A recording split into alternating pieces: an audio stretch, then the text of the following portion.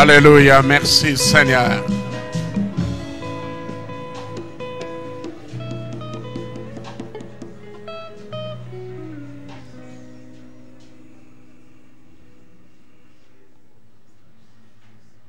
Seigneur notre Dieu,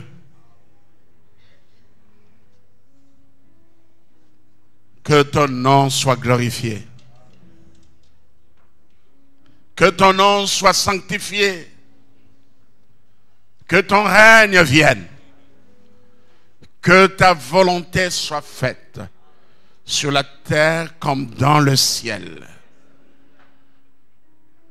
Béni soit ton nom, toi le Dieu souverain, le maître de l'univers. Béni soit ton nom, le Dieu qui nous a tant aimés et qui a donné son Fils unique, qui est mort pour nous à la croix. Nous bénissons ton nom. Merci parce que tu nous as rachetés, non par de l'or ni de l'argent, mais tu nous as rachetés par le sang précieux de ton Fils Jésus-Christ. Nous bénissons ton nom pour ton grand amour. Merci Seigneur. Que ton nom soit béni. Que ton nom soit glorifié. Nous voulons encore à ce moment proclamer la seigneurie de Jésus-Christ.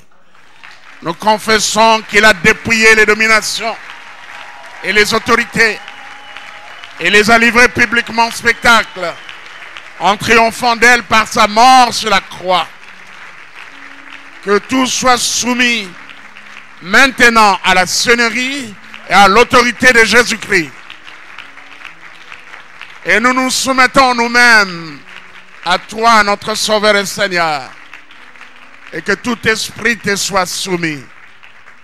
Nous amenons captifs à l'obéissance à toi. Tout raisonnement, toute pensée, que tout te donne gloire. Sois le seul Seigneur, maintenant. Au nom de Jésus-Christ, nous avons ainsi prié, nous disons Amen. Amen. Merci.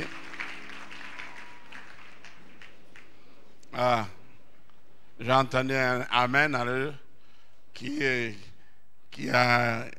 était plus fort que tous les autres Amen. Et je vis Papa Philippe, mon poulet. Bon retour.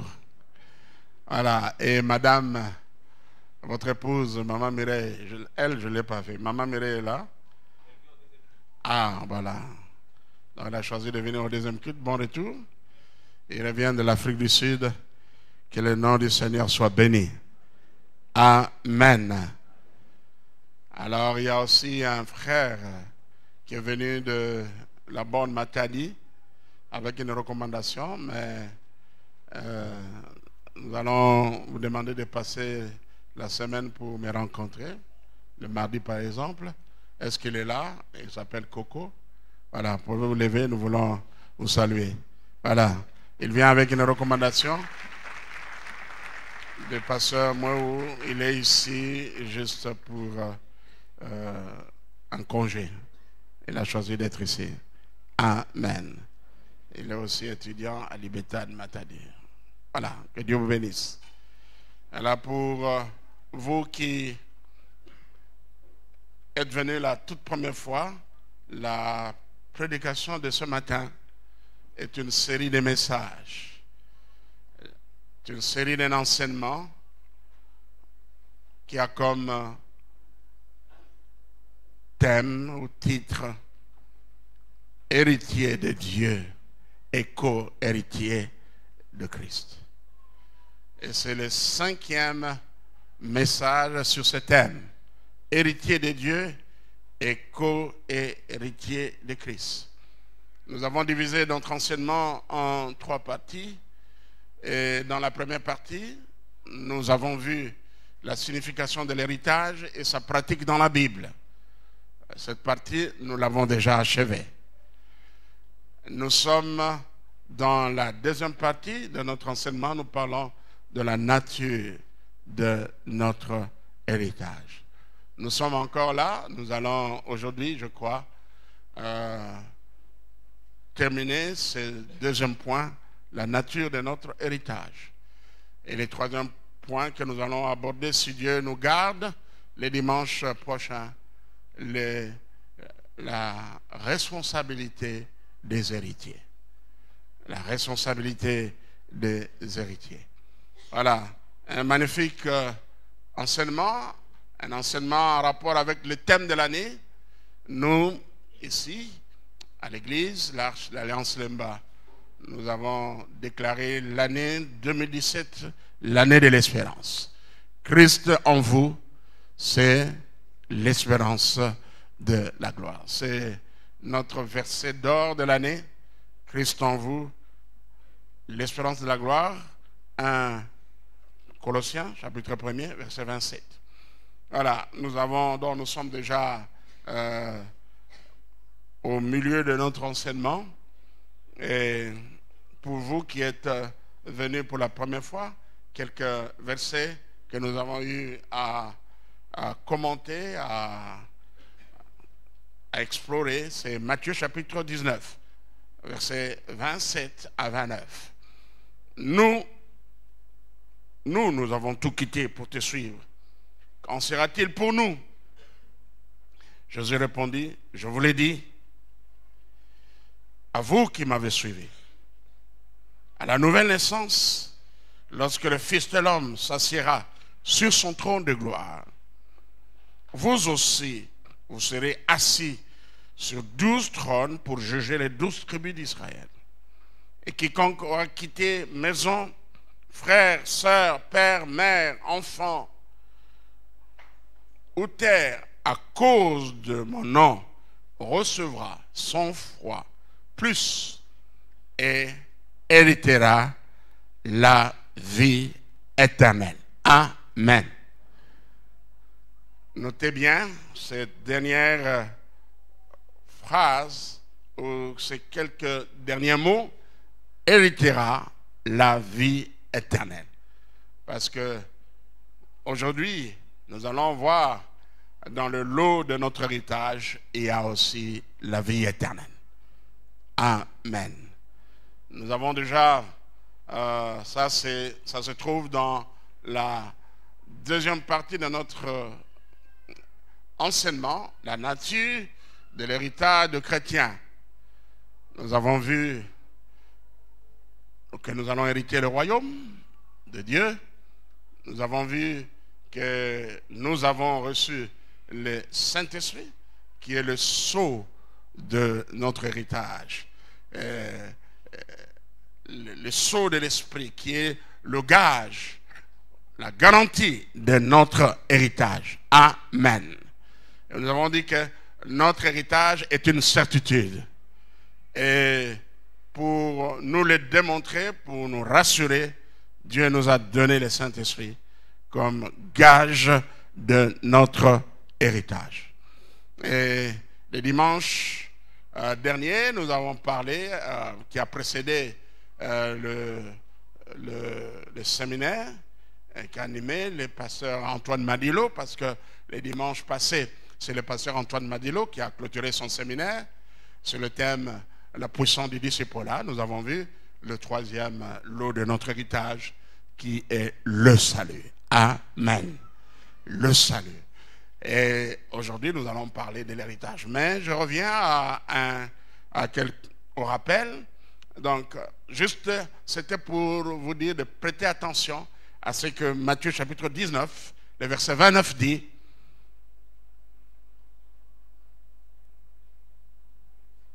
Et quiconque aura quitté maison, frère, sœur, père, mère, enfant ou terre à cause de mon nom, recevra 100 fois plus et héritera la vie éternelle. Voilà. Et également Luc chapitre 18, verset 29 à 30. Amen, je vous l'ai dit, il n'est personne qui, ayant quitté à cause du règne de Dieu, maison, femme, frère, parents ou enfants, ne reçoivent beaucoup plus dans ces temps-ci et dans le monde qui vient, la vie éternelle. Notez encore cela. Luc chapitre 18, verset 29 à 30. Et Le passage duquel nous avons tiré les titres de notre enseignement, c'est Romains chapitre 8, verset 17. Or, si nous sommes enfants, nous sommes aussi héritiers. Héritiers de Dieu et co-héritiers du Christ. S'il est vrai que nous souffrons avec lui pour être aussi glorifiés avec lui. Amen. Héritier de Dieu et co-héritier de Christ. Il y a aussi Colossiens chapitre 1er verset 12. Rendez grâce au Père qui vous a rendu capable d'accéder à la part d'héritage des saints dans la lumière. Et nous avons mis l'accent, le point,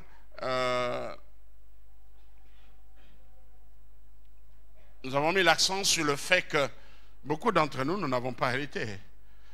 Vraiment, sur le plan matériel, tout cela est bien. Hein? Dû à plusieurs raisons, par exemple la pauvreté, ou peu de moyens. Et pour la plupart d'entre nous, parmi les choses que nous avons hérité, peut-être une maison que les parents ont laissée. Et lorsqu'il y a beaucoup d'enfants, vous savez les problèmes qui se posent là. Quand il y a une maison, il y a certains qui disent tout est que c'est en go, d'autres qui ne sont pas d'accord.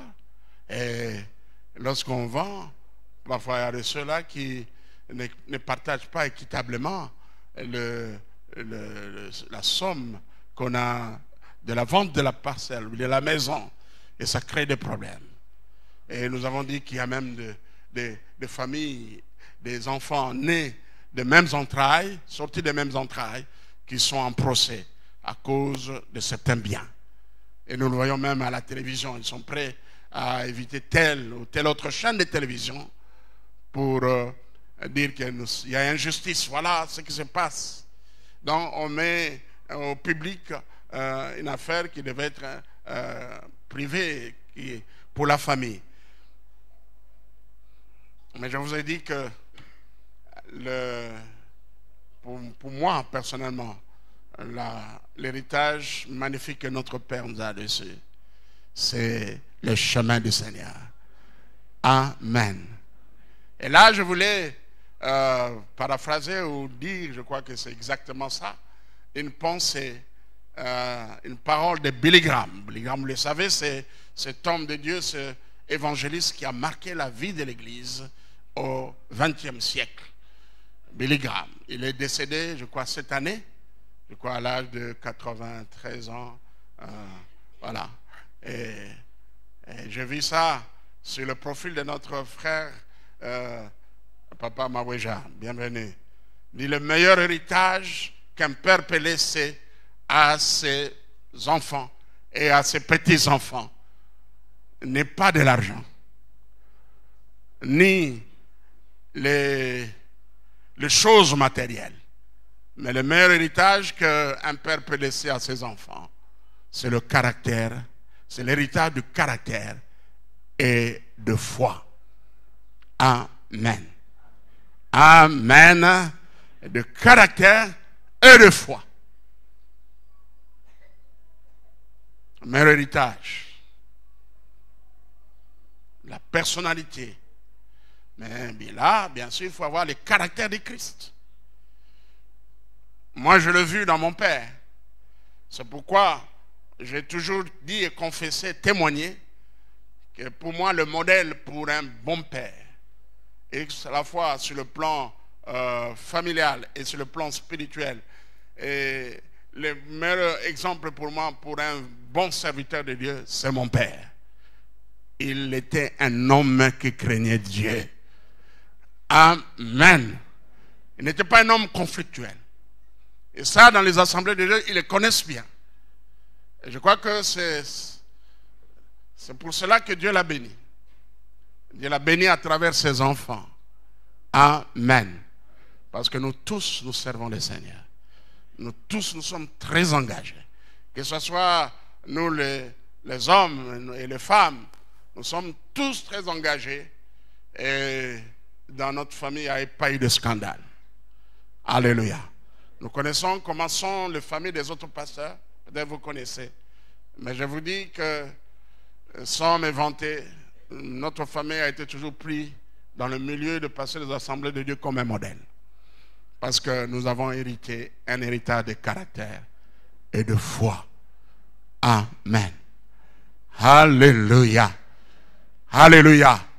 Vous savez, ce que nous sommes a un grand impact que ce que nous disons. C'est mieux de dire. C'est bien de dire comme parent, là je donne conseil à vous qui êtes parents. C'est bien de dire ou de blâmer. Mais dans la maison, vous-même, soyez un modèle.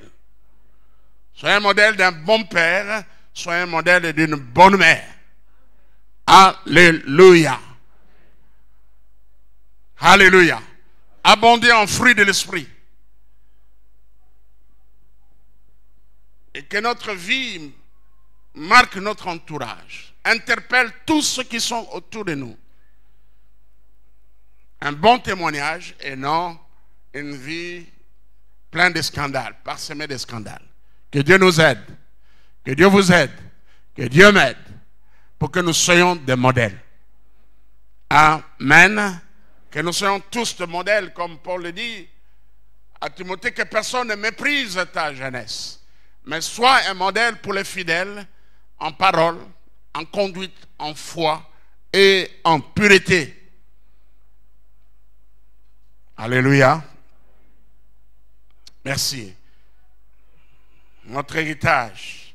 Et Paul, dans Éphésiens chapitre 1er, verset 18, il fait cette prière en faveur des Éphésiens quand il dit « Illumine les yeux de leur cœur pour qu'ils sachent quelle est l'espérance qui s'attache à son appel.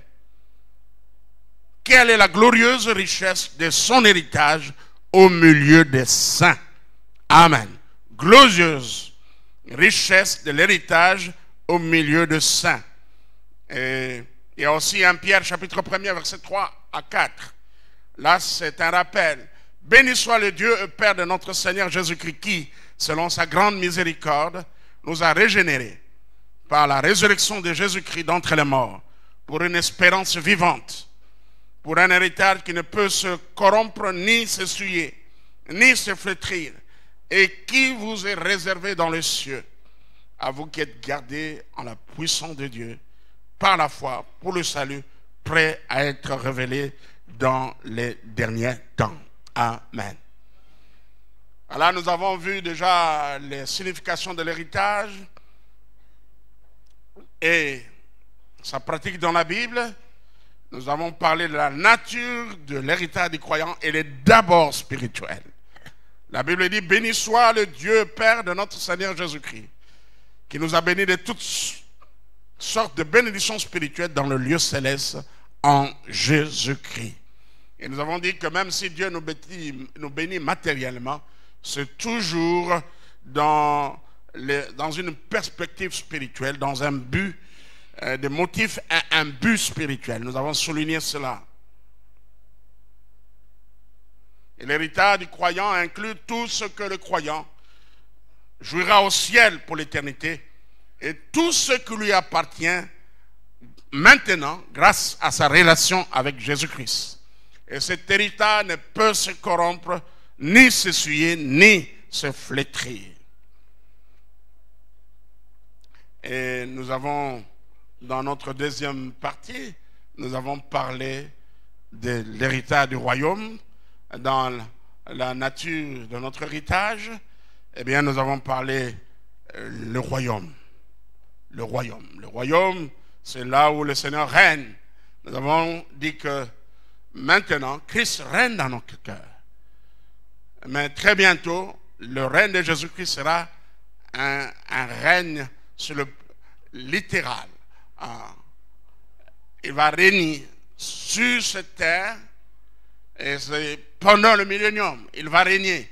Il va régner pour toujours. Alléluia.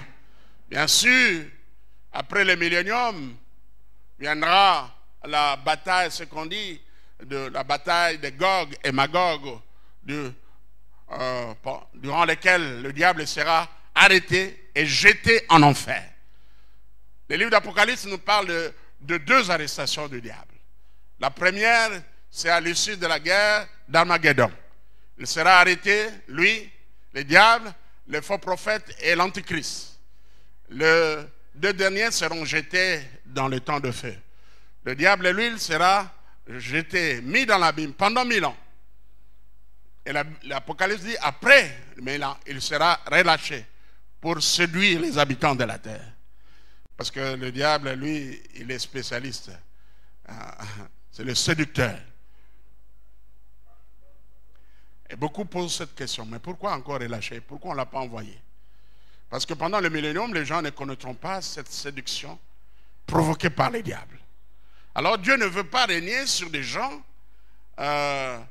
qui volontairement ne se soumettent pas à lui. Dieu veut un engagement volontaire de tout homme. Alléluia. Alléluia. Alors il faut qu'on relâche le diable. Et il doit encore séduire les habitants de la terre. Et plusieurs le suivront. Plusieurs le suivront. Et après viendra cette bataille qu'on appelle de Gog et Magog, à l'issue de laquelle le diable sera arrêté et jeté au feu. Et Dieu va dresser son trône, le trône du jugement, le trône blanc. Et les morts rendront leur mort. La mer rendra ses morts. Et tous comparaîtront devant le trône de Dieu. Petits et grands, riches et pauvres. Et je vous dis que l'église fidèle ne sera pas là.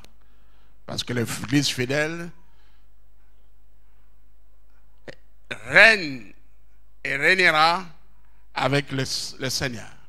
Parce que l'église aurait été déjà enlevée. Et ce sont les autres qui n'ont pas connu la résurrection lors de l'enlèvement. Et la résurrection avant le millénium, ce sont ces gens-là qui comparaîtront devant le trône de Dieu, qui seront jugés.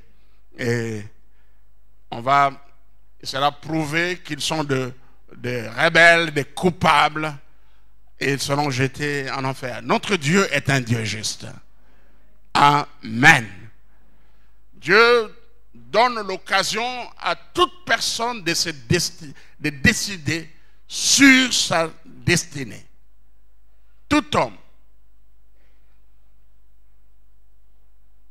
Et ceux qui iront en enfer le mériteront. Alléluia. Ils le mériteront parce qu'ils ont rejeté la main, la grâce que Dieu leur a tendue. On a vu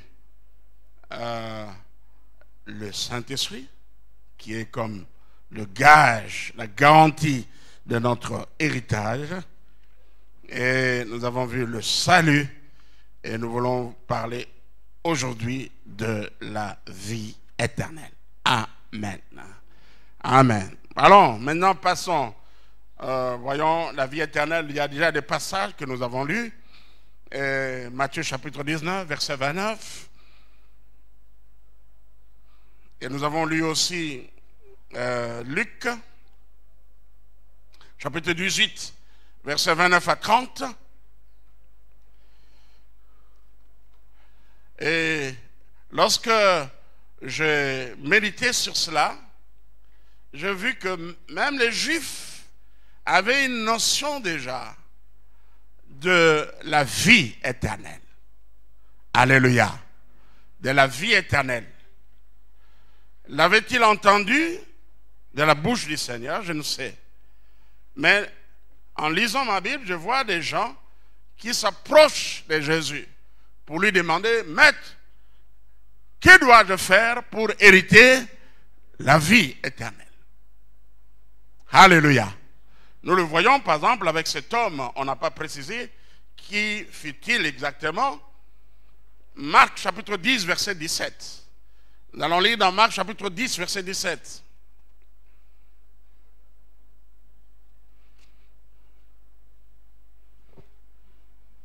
Comme Jésus se tenait en chemin, un homme accourut et se jetant à genoux devant lui. Bon maître, lui demanda-t-il, que dois-je faire pour hériter la vie éternelle?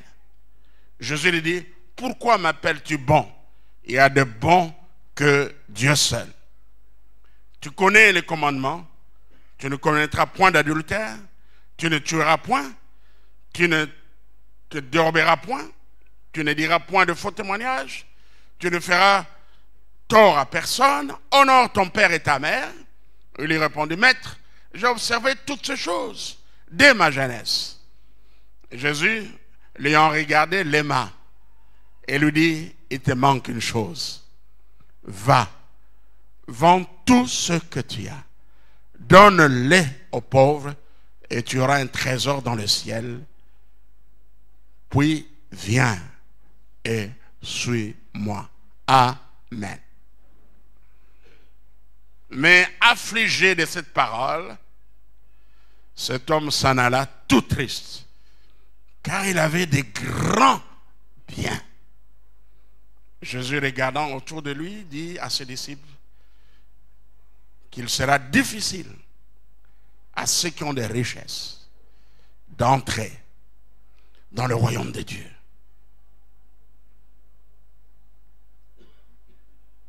Les disciples furent étonnés de ce que Jésus parlait ainsi. Et reprenant, il leur dit, mes enfants, qu'il est difficile à ceux qui se confient dans leur richesse d'entrer dans le royaume de Dieu. Il est plus facile à un chameau de passer par les trous d'une aiguille qu'à un riche d'entrer dans le royaume de Dieu. Les disciples furent étonnés et ils se disent les uns les autres, et qui peut être sauvé? Jésus les regarda et dit, cela est impossible aux hommes, mais non à Dieu, car tout est possible à Dieu. Amen. Je viens donc de lire dans Marc chapitre 10, verset 17 jusqu'au verset 27. Voilà le premier, cet homme. Il y a beaucoup de choses à dire ici. Je ne veux pas prêcher sur le jeune homme riche, mais c'est sa question qui m'intéresse. Maître, que dois-je faire pour hériter la vie éternelle? Avait-il entendu par prêcher Christ la vie éternelle? Certainement. Alléluia. Alléluia. Certainement.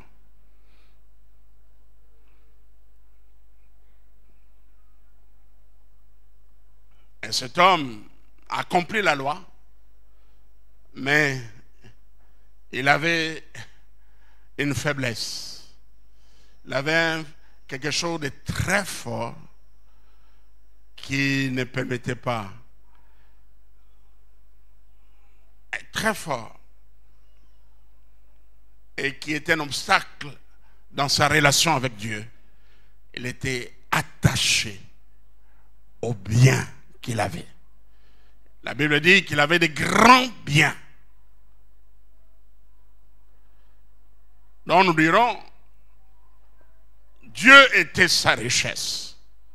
Sa richesse était Dieu. Tout ce qui prend la place de Dieu est une idole.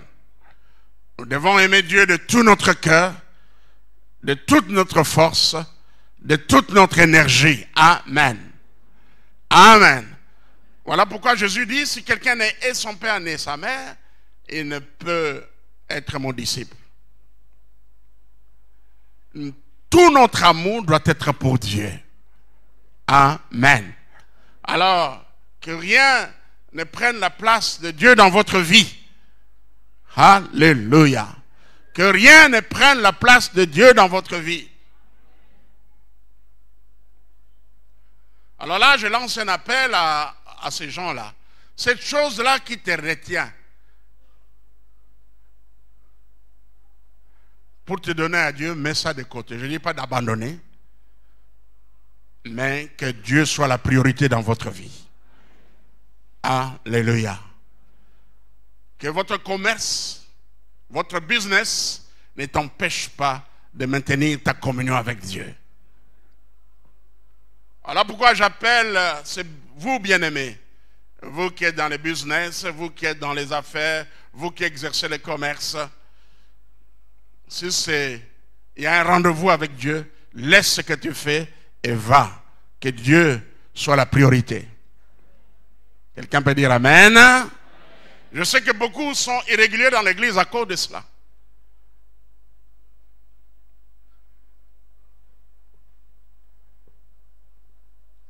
Je dirais ça mieux en lingala mama mumbo unayo ezo yesika nzambe te.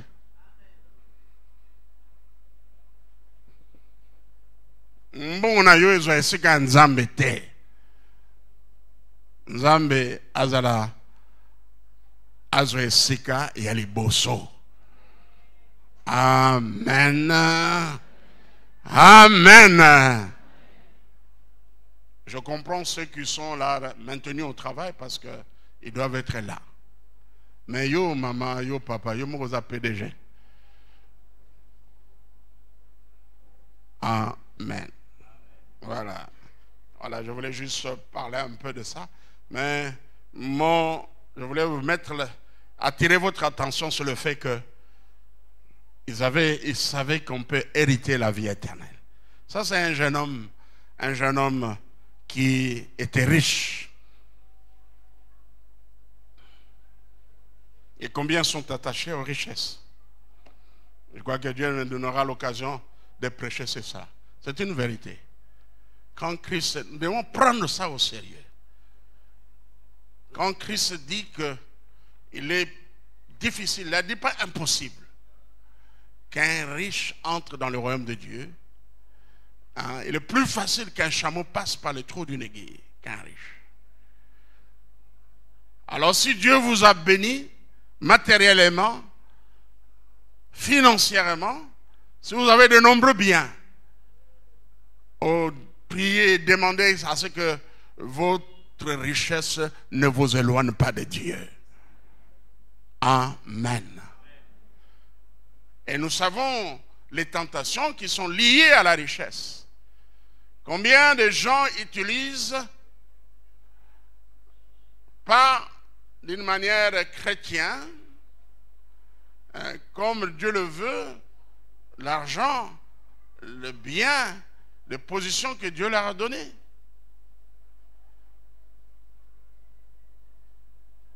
Pour beaucoup, lorsqu'ils ont beaucoup d'argent, c'est l'occasion d'entretenir une maîtresse, une concubine. Non. Alors, une autre personne a demandé à Jésus à propos de la vie éternelle. Un docteur de la loi. Dans Luc chapitre 10, verset 25. Mais celui-ci, c'était pour éprouver Jésus. Alors, je crois que lui, il a entendu parler de la vie éternelle. Un docteur de la loi s'éleva et dit à Jésus, pour l'éprouver, Maître, que dois-je faire pour hériter la vie éternelle? Jésus lui dit, qu'est-il écrit dans la loi? Qui lis-tu? Il répondit, tu aimeras le Seigneur ton Dieu de tout ton cœur, de toute ton âme, de toute ta force et de toute ta pensée, et ton prochain comme toi-même.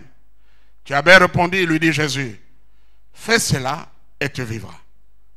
Mais lui, voulant se justifier, dit à Jésus, et qui est mon prochain? Et Jésus prit la parole et dit, un homme descendait de Jérusalem à Jéricho, je m'arrête là, et Jésus profitait de toute occasion pour enseigner. Le plus grand enseignant de tout le temps, c'est Jésus-Christ. Alléluia!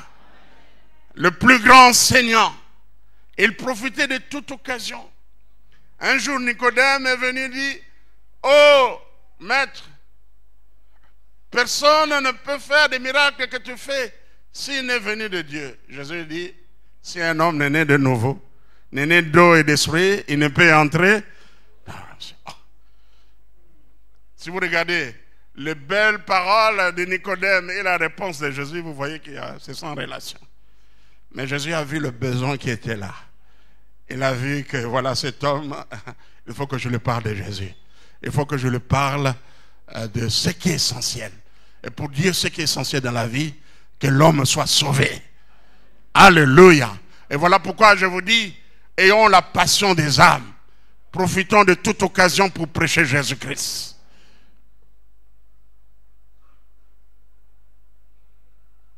Il y a 2 ou 3 jours, j'étais avec, je crois le frère Semet était là. Je vis un frère qui venait ici, mais pas régulier.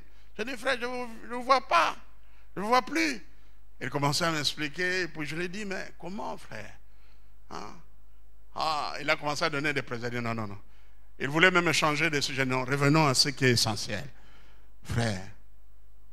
Alors, en quelques mots, je lui ai dit l'essentiel. Je lui dis que, frère, ne néglige pas les chemins du salut. Parce que tu rendras compte à Dieu. Et je lui ai parlé de l'importance de donner sa vie à Jésus et de s'engager. Les gens trouvent toujours des prétextes.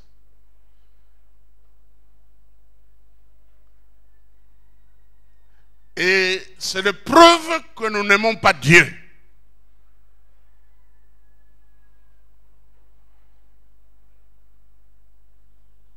Parce que lorsqu'on aime quelqu'un, on trouve toujours le moyen pour être avec cette personne. Je dirais même une chose, lorsqu'on aime une chose, on fait tout pour faire cela. Alors beaucoup de raisons que vous donnez, par exemple, pourquoi vous ne venez pas à l'église la semaine, ce sont des prétextes. La vraie raison, vous aimez moins Dieu. Que notre cœur brûle d'un amour fort pour Dieu. Dites à votre frère que votre cœur brûle d'un amour fort pour Dieu. Lorsqu'on aime quelqu'un, on veut toujours être à ses côtés. Alléluia. Alléluia. Avez-vous vu de fiancés qui s'aiment? Lorsqu'un jeune fiancé va visiter sa fiancée, c'est ce que je conseille à tous les fiancés qui sont ici. Jeune fille, ne rendez jamais visite à votre fiancé. À moins qu'il vive dans sa famille, chez son père et sa mère. Alléluia. Alléluia. Et n'entrez pas aussi dans la chambre. Nous, tel qu'on nous a éduqués, on ne peut pas amener un ami, même un ami, garçon, dans la chambre. Et à plus forte raison, c'est impossible de faire introduire une fille dans la chambre. J'espère que c'est le cas chez vous. C'est dangereux lorsque les parents permettent que leurs enfants, des garçons, reçoivent des amis dans leur chambre. Nous connaissons des cas tristes. Et je reviens aux fiancés. Parfois, là, quand nous vous donnons ce conseil, ne visitez pas vos fiancés. Ils nous prennent comme des arriérés, bien des primitifs, des gens. Je vous dis comme pasteur, et je vous dis que quand je suis en entretien avec des fiancés, je leur demande comment vous vous conduisez. Est-ce que vous marchez dans la continence? J'aimerais que nos enfants se gardent. Marche dans la continence. Vous qui êtes fiancés. Amen. Amen. Et celles qui se permettent d'aller visiter leur fiancé tombent dans la fornication. Bon, là c'est une parenthèse. Amen. Alléluia. Donc je parlais des prétextes qu'on donne. Des prétextes qu'on donne. Voilà. Et nous étions où? Voilà. Jésus en a profité pour donner un grand enseignement sur qui est le frère? Qui est mon prochain? Vous connaissez tous l'histoire du bon samaritain. Amen. Donc, c'est là où je disais que Jésus-Christ est le plus grand enseignant de tous les temps. Alléluia. Des paroles profondes et riches pour notre bien, pour notre salut. Nous parlons de la vie éternelle. Il y a beaucoup de passages de la Bible qui nous parlent de la vie éternelle. Et la vie éternelle, c'est quoi? La vie éternelle, c'est la vie dans le royaume de Dieu. La vie éternelle, c'est la vie de Dieu. Jésus, dans sa prière sacerdotale, il dit, la vie éternelle, c'est qu'ils te connaissent, toi, le seul véritable Dieu, et celui que tu as envoyé, Jésus-Christ. Amen. Alléluia. La vie éternelle, c'est qu'ils te connaissent, toi, le véritable Dieu, et celui que tu as envoyé, Jésus-Christ. Jean, chapitre 17, verset 3. Connaître Dieu pas intellectuellement. La Bible dit, l'apôtre Paul dit que le diable connaît Dieu. Il connaît que Dieu existe, tout cela. Surtout nous les Africains, nous sommes religieux. Nous sommes des religieux, nous connaissons que Dieu existe. Nous connaissons beaucoup de choses. Nous avons un arrière-plan religieux. On a étudié, les parents sont étaient des chrétiens où ils allaient à l'église. On a étudié dans l'école chrétienne. Aujourd'hui, l'évangile est prêché partout, dans les chaînes, dans le bus, dans les rues, dans le marché. Une connaissance intellectuelle. Ça, ce n'est pas une connaissance intellectuelle, mais c'est une connaissance spirituelle. Une communion profonde. Vous savez, dans la parole de Dieu, pour dire qu'il y a eu une relation sexuelle, on utilise le mot connaître. Adam connut Ève. Alors prenons cela dans ce sens. Il y a une communion profonde. Et la communion avec Dieu est possible que par son Fils Jésus-Christ. Alléluia.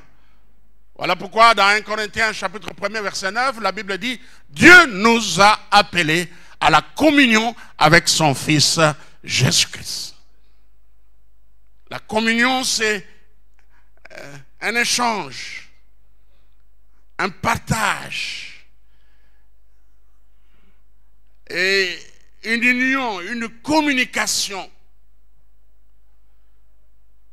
Ce sont ceux-là qui ont une communion profonde avec Dieu, qui se sont réconciliés avec Dieu par son Fils Jésus-Christ.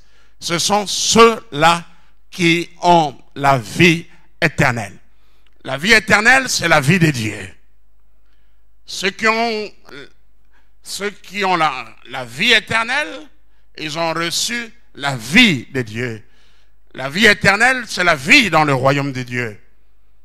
C'est notre héritage. Alléluia. Nous n'attendons pas le jour de notre mort pour hériter la vie éternelle ou le retour de Jésus. Vous avez maintenant la vie éternelle, vous qui croyez en Jésus-Christ. Quelqu'un peut dire un amen de joie? La parole de Dieu nous dit, ce passage simple que nous tous nous connaissons, Dieu a, Jean 3,16, allons-y tous ensemble. Dieu a tant aimé le monde qu'il a donné son Fils unique, afin que quiconque croit en lui ne périsse point, mais qu'il ait la vie éternelle. Alléluia! Il y a des hommes et des femmes qui ont reçu la vie éternelle. Ils sont ici. Si vous êtes ici, dites amen de joie. Vous avez la vie éternelle, vous qui croyez en Jésus-Christ. C'est un lot de notre héritage. C'est dans le lot de notre héritage. Une portion ou un élément de notre héritage. Nous voulons lire dans 1 Jean, chapitre 5.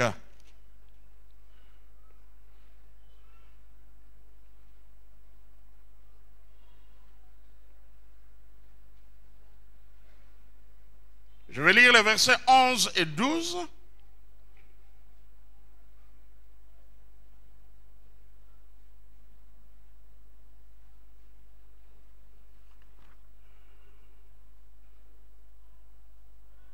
Et nous allons aussi rester là pour lire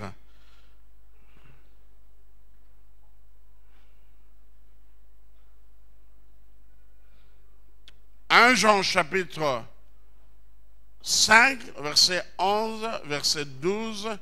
On va lire aussi le verset 13, donc 11 à 13.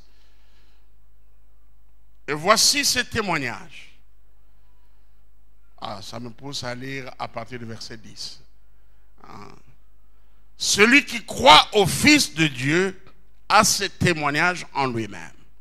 Celui qui ne croit pas Dieu le fait menteur, puisqu'il ne croit pas au témoignage que Dieu a rendu à son Fils. Et voici ce témoignage. Ce que Dieu a donné la vie éternelle, et que cette vie est dans son Fils. Celui qui a le Fils a la vie. Celui qui n'a pas le Fils n'a pas la vie. Je vous ai écrit ces choses, lisons tous ensemble, afin que vous sachiez que vous avez la vie éternelle, vous qui croyez au nom du Fils de Dieu. Amen. Amen. La vie éternelle, c'est la vie dans le royaume de Dieu. Comme le royaume de Dieu est déjà présent dans notre cœur, nous avons la vie éternelle.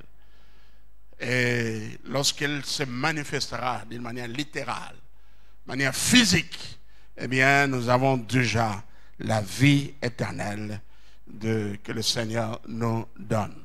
Amen.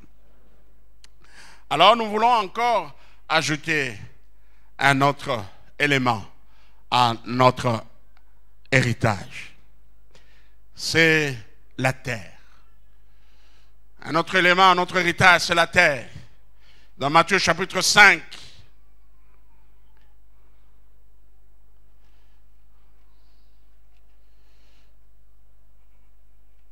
Matthieu chapitre 5, verset 5. Ici, nous sommes dans le sermon sur la montagne.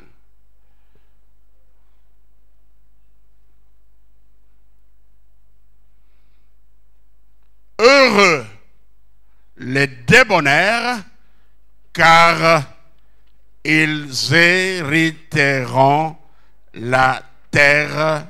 Amen. Amen. Ils hériteront la terre.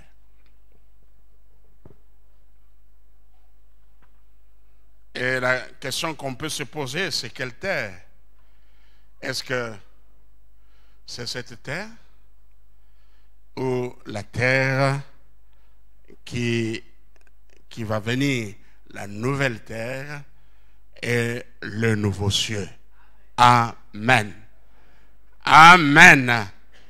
Alors je crois que, vous savez, cette terre, nous n'allons pas l'hériter, parce que Dieu va renouveler sa création. Amen. Amen. Et le Seigneur le dit, bien dans le futur, nous hériterons la terre. Ce n'est pas cette terre marquée par les péchés. Nous n'allons pas hériter. Rien de cette terre qui n'a pas été sanctifiée n'entrera dans le royaume de Dieu. Amen. Dieu va renouveler toutes choses. Dieu va renouveler la création. La Bible parle de nouvelles terres, la Bible parle de nouveaux cieux. Amen. De nouvelles terres et de nouveaux cieux. Nous allons dans le livre d'Apocalypse, chapitre 21.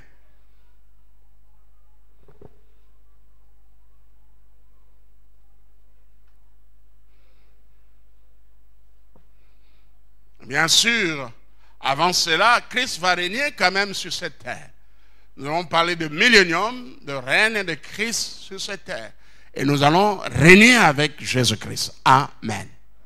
Amen. Mais la terre que nous allons hériter, c'est celle d'avenir. Puis je vis un nouveau ciel et une nouvelle terre. Car le premier ciel et la première terre avaient disparu. Et la mer n'était plus. Et je vis descendre de Dieu, d'auprès de Dieu, la ville sainte, la nouvelle Jérusalem, préparée comme une épouse qui s'est parée pour son époux. Et j'ai entendu du trône une voix qui disait, voici le tabernacle de Dieu avec les hommes, il habitera avec eux, ils seront son peuple, et Dieu lui-même sera avec eux. Alléluia. Il essuiera toute larme de leurs yeux, et la mort ne sera plus. Il n'y aura plus ni deuil, ni cri, ni douleur, car les premières choses ont disparu. Et celui qui était assis sur le trône dit, voici, je fais toutes choses nouvelles. Et dit, écris, car ces paroles sont certaines et véritables. On peut dire Amen. Et il me dit, c'est fait, je suis l'alpha et l'oméga, le commencement et la fin. À celui qui a soif, je donnerai de la source de l'eau vive, de source de l'eau de la vie, gratuitement. Celui qui vaincra héritera ces choses. Je serai son Dieu et il sera mon fils. Mais pour les lâches, les incrédules, les abominables, les meurtriers, les impudiques, les enchanteurs, les idolâtres et tous les menteurs, leur part sera dans le temps ardent de feu et de soufre, ce qui est la seconde mort. Amen.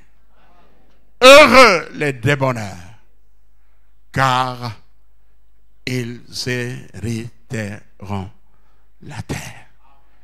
Amen. La nouvelle terre, le nouveau cieux, voilà un lot de notre héritage. Eh bien, j'aimerais finir aujourd'hui cette partie de la nature pour que le dimanche prochain, nous puissions parler de la responsabilité des chrétiens. Un autre élément de notre héritage, c'est la paix. Alléluia. La paix. Jésus nous donne la paix maintenant. Jésus a dit, je vous donne ma paix. Je ne vous donne pas comme le monde la donne. La paix fait partie de notre héritage. Amen. La paix de Dieu.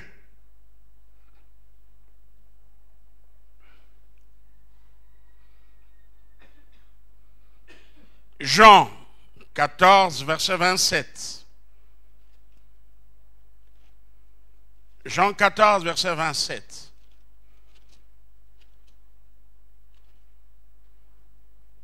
Le Seigneur dit, Jésus lui répondit,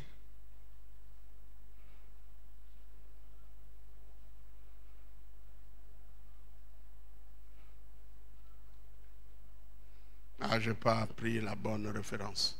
Jean 14.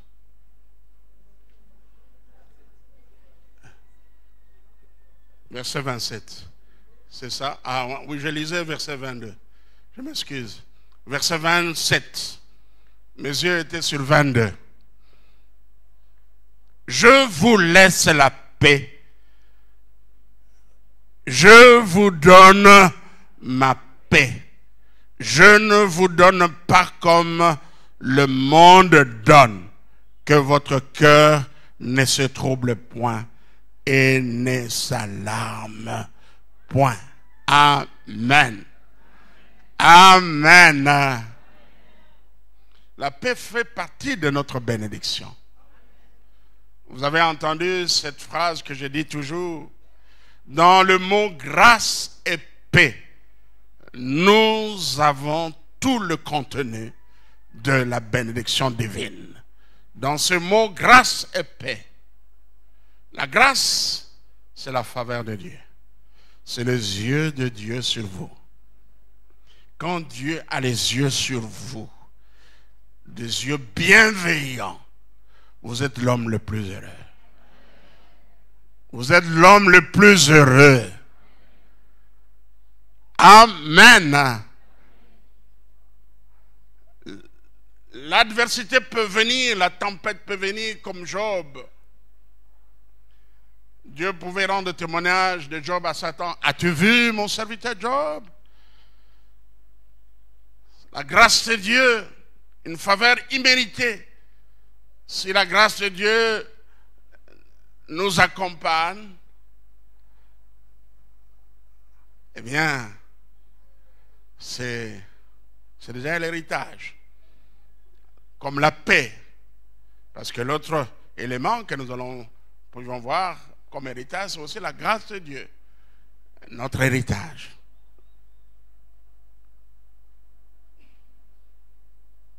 La paix. Mais pour avoir la paix de Dieu, il faut faire la paix avec Dieu. Amen. Vous savez, les premières bénédictions que nous recevons lorsque nous nous tournons vers Dieu, c'est la paix de Dieu.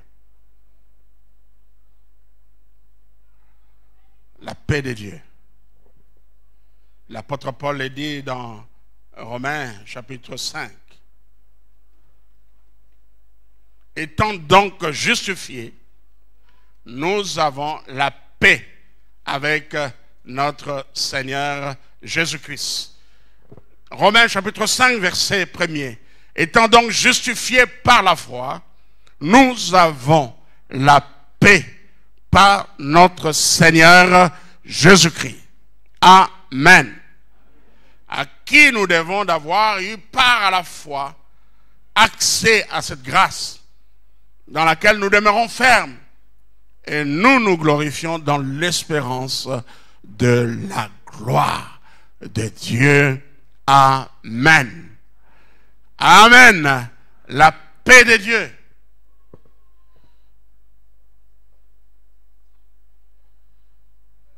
C'est ce qui fait que même tout autour, lorsque tout autour de nous, il y a de tumultes, il y a des combats, nous avons la sérénité, nous avons la paix, car Dieu est avec nous. Dieu est avec nous. Merci Seigneur. La paix de Dieu, nous pouvons la compter comme faisant partie de l'eau de notre héritage. Amen. Eh bien, cette liste n'est pas exhaustive. On peut parler encore de la gloire. Parce que Jésus dit dans Jean chapitre 17, verset 22, « Je leur ai donné la gloire que tu m'as donnée. » Amen. Je leur ai donné la gloire que tu m'as donnée. C'est Jésus dans sa prière sacerdotale. Jean chapitre 17, verset 22.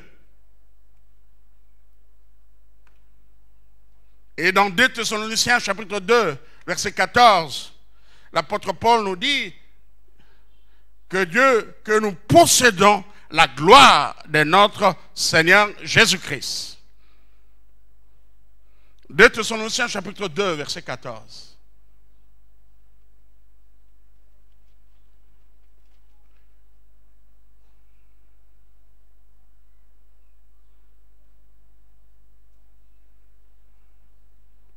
Je vais lire à partir du verset 13e.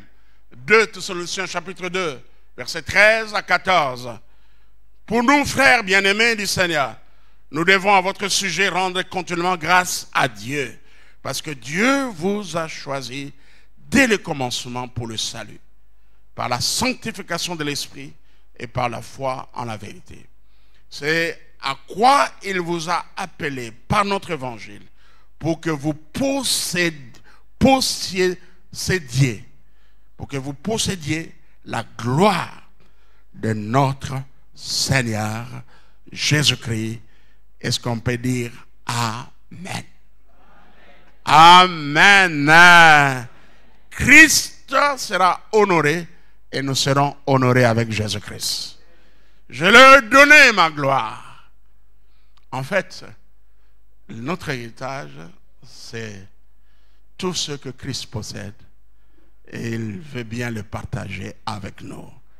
Parce que nous croyons en lui comme notre Sauveur et notre Seigneur. Est-ce que nous pouvons dire Amen? Amen. Merci Seigneur. Oh, la paix de Jésus. Je ne la connaissais pas. Tout sur mon chemin rayonne depuis qu'il conduit mes pas.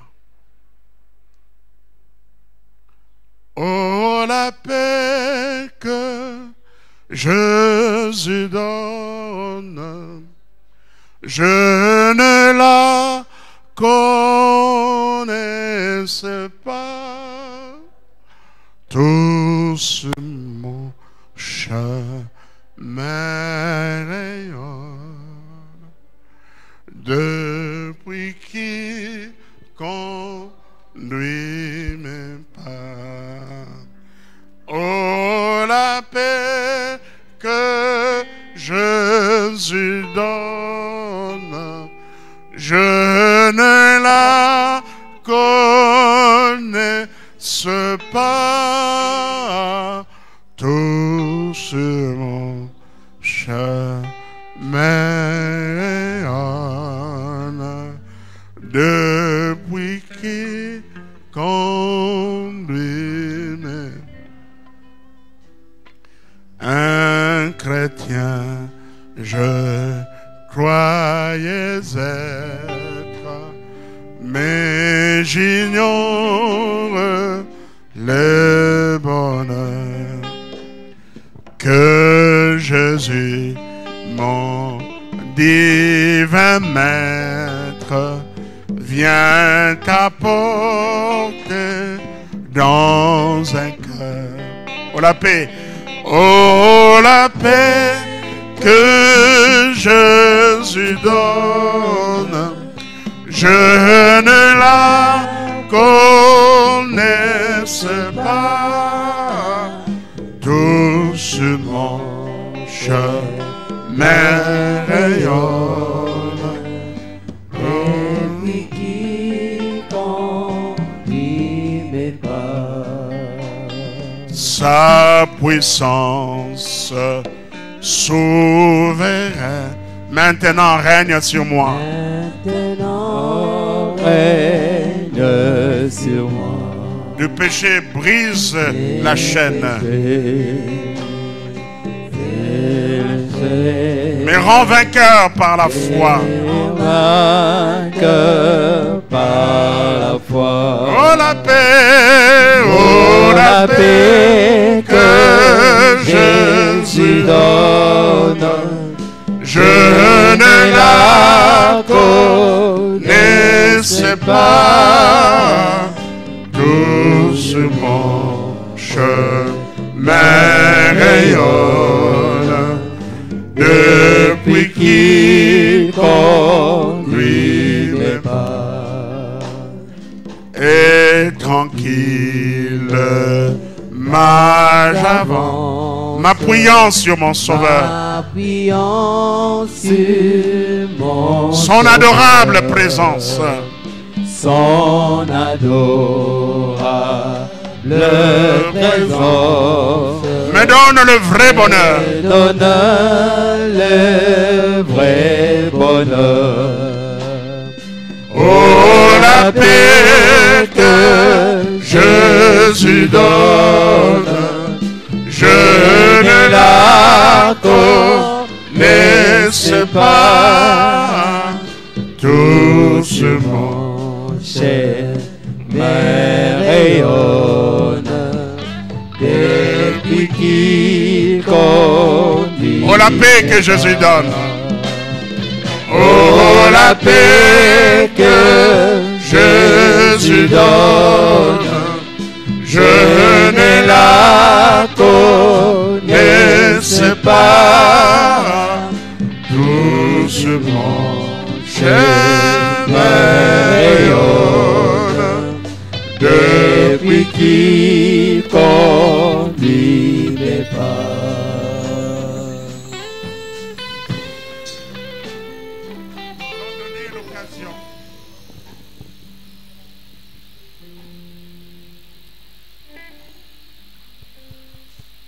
Nous voulons donner l'occasion.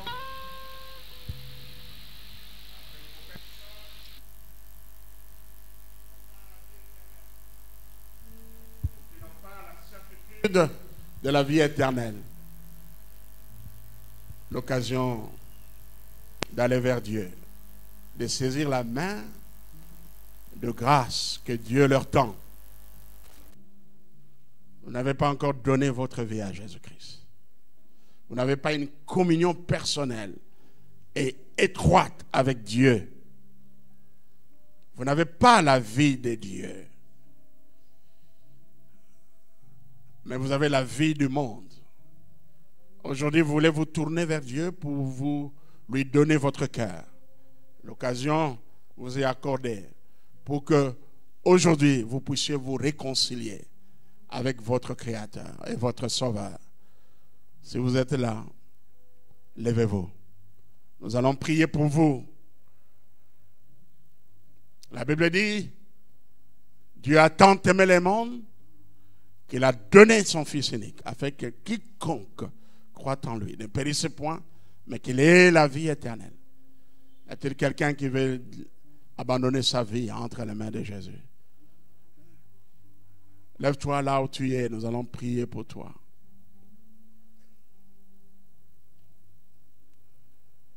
Qui ce matin veut donner sa vie à Jésus? Même vous qui êtes dans les tentes, si vous voulez donner votre vie à Jésus, eh bien, faites ces gestes combien significatifs de vous lever pour dire, oui, mon Dieu, j'ai écouté ta voix et je te donne mon cœur. Lève-toi, nous allons prier pour toi.